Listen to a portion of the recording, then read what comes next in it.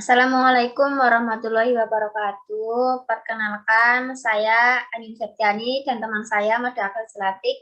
Di sini kami akan mempresentasikan mengenai penganggaran kapital. Yang pertama akan dibahas oleh Madi.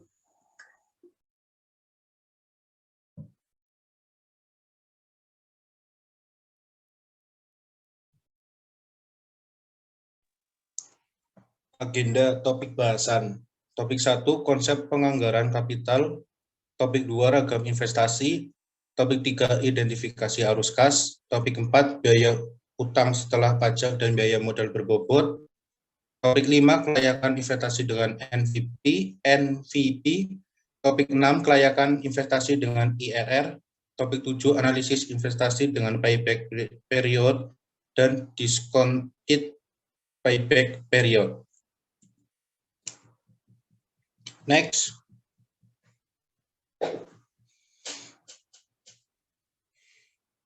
Konsep penganggaran modal. Penganggaran kapital adalah proses perencanaan pengeluaran yang relatif besar untuk kegiatan jangka panjang, misalnya rencana membangun pabrik baru dan sebagainya. Ragam investasi. Proyek penggantian pabrik atau peralatan yang lama dengan yang baru. Upaya penggantian dilakukan untuk mengurangi beban operasi karena perusahaan memandang pabrik atau peralatan lama sudah usang dari perspektif teknologi. Ekspansi, proyek perluasan produk atau pasar yang sudah ada atau perluasan ke produk atau pasar baru. Next. Identifikasi arus kas. Investasi awal adalah seluruh uang tunai yang akan dikeluarkan untuk memulai operasi proyek. Contoh, uang untuk membangun atau mengganti pabrik, modal kerja untuk membayar upah dan bahan baku. Operasi dilakukan setelah proyek siap dijalankan. Kegiatan operasi meliputi memproduksi barang, penjualan, dan pengiriman barang ke konsumen sampai penagihan, serta pembayaran pajak. Di tahap ini terdapat arus kas masuk dari penjualan dan arus kas keluar dari pemproduksian, pengiriman, dan pembayaran upah. Disinvestasi, kegiatan untuk mengakhiri proyek investasi, misalnya membongkar pabrik dan menjualnya. Arus kas masuk di tahap ini adalah nilai residu hasil penjualan pabrik.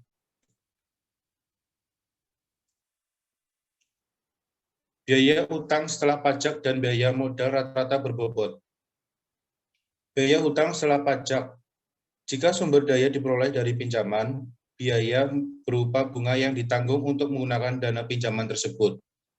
Oleh karena itu, terdapat pajak penghasilan atas laba perusahaan, biaya pinjaman dinyatakan setelah pajak tersebut. Biaya modal rata-rata adalah perusahaan menggunakan kombinasi sumber daya dari pinjaman, setoran modal, dan laba ditahan. Perhitungan biaya modalnya merupakan rata berbobot dari berbagai sumber pendanaan tersebut. Kelayakan investasi dengan NPV. NPV menghitung nilai tunai neto atas arus kas proyek sepanjang umurnya.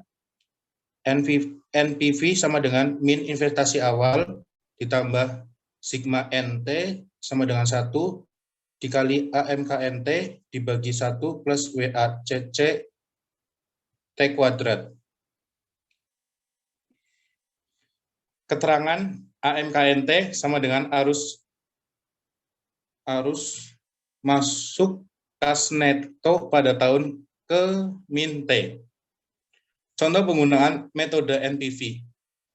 NPV pada proyek ekspansi ke produk baru. Misalnya perusahaan yang bergerak di cleaning service ingin memasuki jasa pemotongan rumput. Untuk itu, ia mempertimbangkan investasi pada mesin pemotong rumput dengan umur 5 tahun.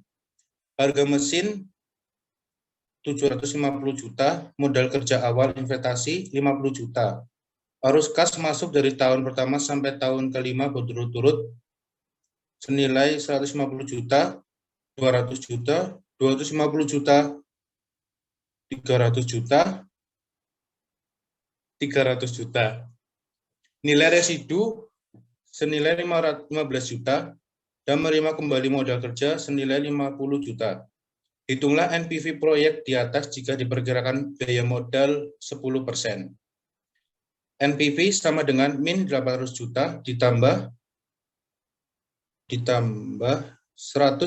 juta dibagi 1,10 1 kuadrat ditambah 200 juta 1,10 2 kuadrat ditambah 250 juta 1,10 pangkat kuadrat 3 ditambah 300 juta 1,10 akar pangkat 4 365 juta 1 dibagi 1,10 akar pangkat 5. NPV sama dengan min 800 juta ditambah 921,2 juta sama dengan 121,2 juta. Selanjutnya akan dibacakan oleh Andini. Selanjutnya mengenai investasi penggantian. Adalah investasi untuk mengganti peralatan lama dengan yang baru. Investasi awal pada proyek penggantian adalah seluruh pengeluaran yang diperlukan untuk memperoleh peralatan baru dikurangi dengan nilai residu peralatan lama. Nilai residu di sini adalah harga jual neto yang dapat diperoleh dari pelepasan peralatan lama. Lalu makna NPV dan aturan keputusan. Dengan menggunakan metode NPV, sebuah proyek mungkin menghasilkan NPV yang positif, negatif, dan nol. NPV positif menunjukkan bahwa proyek menghasilkan nilai tunai arus masuk yang lebih besar daripada investasi awalnya. Dengan demikian, proyek menguntungkan. Jika sebuah proyek menghasilkan NPV negatif, maka proyek tersebut tidak menguntungkan sebab arus masuk kas masa depan setelah ditunaikan tidak dapat menutup investasi awal. Dan jika NPV sama dengan nol, maka proyek kemungkinan masih diterima.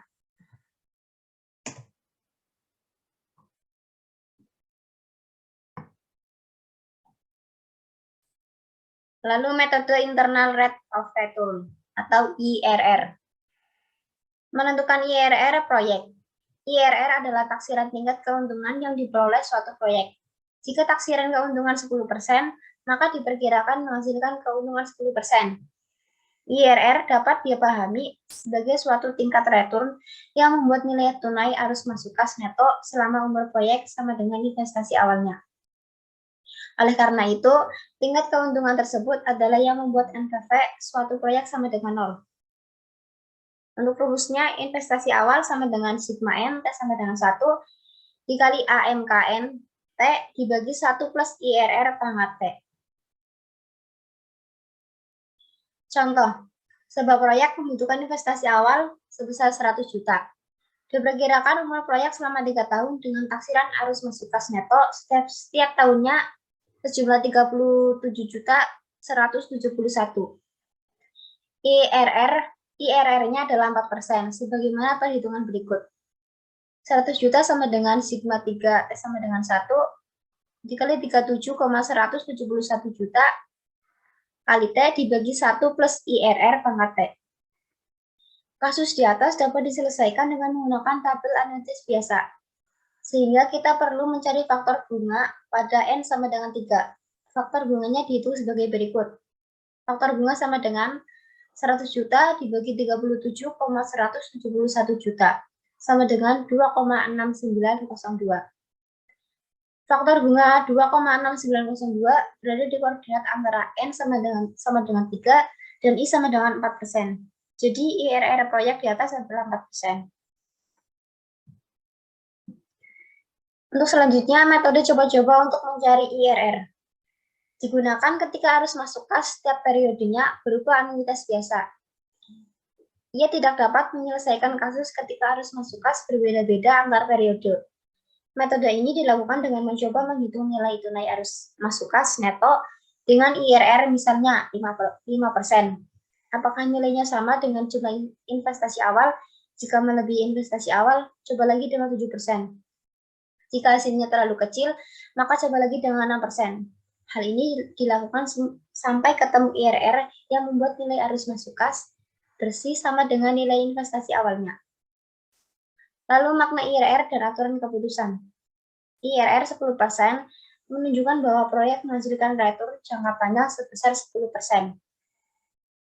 Andaikan sebuah proyek menghasilkan return 10%, pada cost of capital-nya hanya 8%. Proyek tersebut berarti menguntungkan, sebab kembalian dari proyek melampaui biaya modalnya.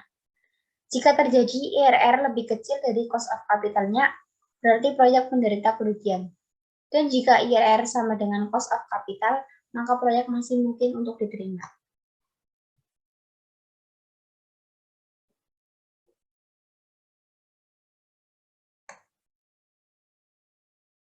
Sebentar.